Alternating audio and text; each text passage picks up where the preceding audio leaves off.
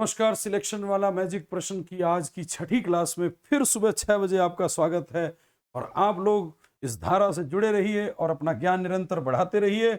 और आज की क्लास का हमारे पास जो प्रश्न है वो प्रश्न बहुत ही रोचक प्रश्न है। आप लोगों को बहुत सही से उत्तर देना है। इस प्रश्न आपके सामने है, चित्तौड़ के प्रथम साके के समय निम्न में कौन कौन से इतिहासकार मौजूद थे। आपको बताना है कि चित्तौड़ के प्रथम साके के समय निम्न में से कौन कौन से इतिहासकार साक्षात उपस्थित थे।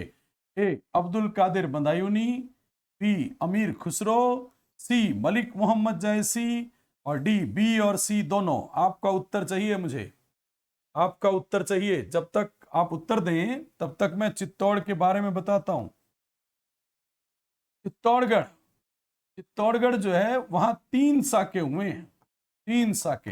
राजपूतों में अपनी आन बान के लिए जो है पुरुषों द्वारा केसरिया वस्त्र पहन के केसरिया कर लेना, बलिदान दे देना, और महिलाओं द्वारा आग में समर्पण करके जो है जोहर कर लेना संयुक्त रूप से साका कहलाता है।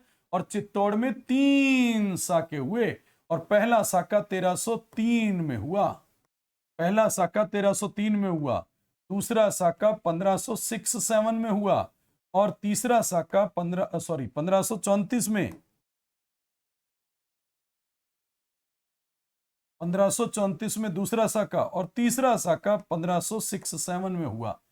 इस समय अलाउद्दीन खिलजी ने आक्रमण किया था।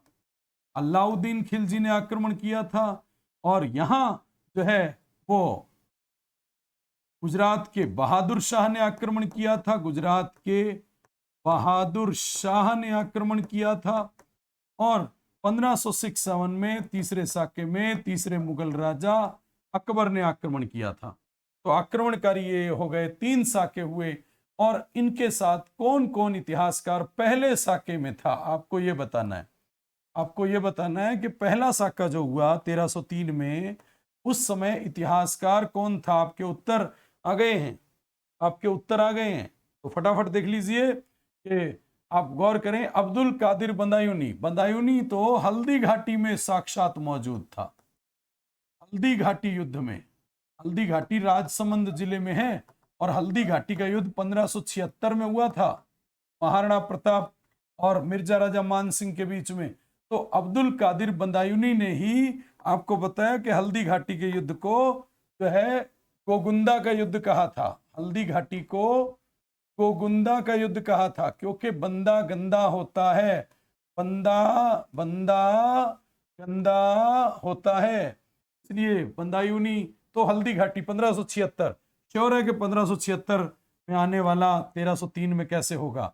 ये तो बहुत बाद की, तीनों साकों के बाद की बात है, यानी अब्दुल कादिर बदायूनी नहीं होगा। अब बात आती है अमीर खुसरो की। अमीर खुसरो इन साके में मौजूद था, याद रखना है।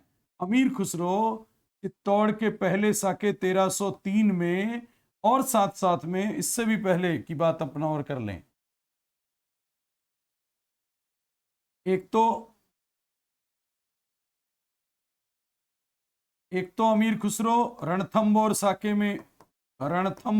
में था और एक 1303 में चित्तौड़ के पहले साके में था। 1303 में हुआ है जो। इस समय अमीर खुसरो मौजूद था, साक्षात मौजूद था। लेकिन अब चेक करना है कि मलिक मोहम्मद जायसी था या नहीं। आपको पता है मलिक मोहम्मद जायसी ने पद्मावत लिखा था, अवधी भाषा में पद्मावत, अवधी भाषा में पद्मावत लिखा था। यह ग्रंथ पद्मावत, और संजय लीला भंसाली की पद्मावत जो पिक्चर है वो इसी पर रचित है। और ये पद्मावत 237 साल बाद, साके के 237 साल बाद लिखा, यानी 1540 में शेरशाह सूरी के समय लिखा, शेरशाह सूरी के समय लिखा। अब आप सोच के देखो, 1540 तो यहां बीच का दौर आ गया, इसका मतलब यहां तो ये भी नहीं था। हाँ, लिख वो 1303 वाली बात रहा है पद्मावत में, लिख वो 1303 वाली बात रहा है। इसका मतलब बी और सी उत्तर, ये वाला उत्तर नहीं होगा, सी उत्तर नहीं होगा। हमारा उत्तर जो बना वो बी उत्तर बना कि इतिहासकार अमीर खुसरो मौजूद था। मलिक मोहम्मद जायसी ने पद्मावत लिखा जरूर उस समय की घटना के बारे में, लेकिन 237 साल बाद लिखा है। 1540 में शेरशाह सूरी के समय जायस गांव उत्तर प्रदेश का रहने वाला मलिक मोहम्मद जयसी। तो कैसा लगा ये क्लास में पढ़ करके, और अच्छे से बताइएगा, और क्या क्या टॉपिक पर और हम ला सकते हैं वो टॉपिक भी अवश्य सेंड कीजिएगा, जिस पे हम मैजिक वाला प्रश्न कोई घुमाव फिराव करके कठिन बना सकें।